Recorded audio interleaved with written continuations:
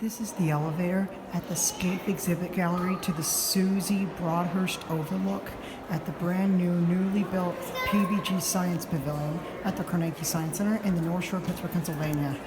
This is a brand new Otis HydroFit elevator with newer Series 2. Case fire stairs and case fire all reserve stairs. So that's Otis, that's custom. We'll go up to 2.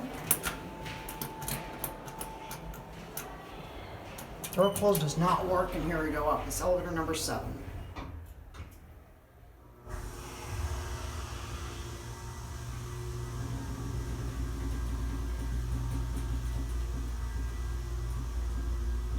You're at 2. This was installed only this year. We'll go back down to 1. Here's your ADA fund for newer elevators. Just your pretty basic, standard, stainless steel Otis cabinet. At least it's not a total tin can elevator. That's a nice touch. Because if there's a total tin can elevator, it would look a little bit different, much cheaper. Here, back up 1. This elevator isn't that bad, even though it's a HydroFit. The main elevators are a lot nicer.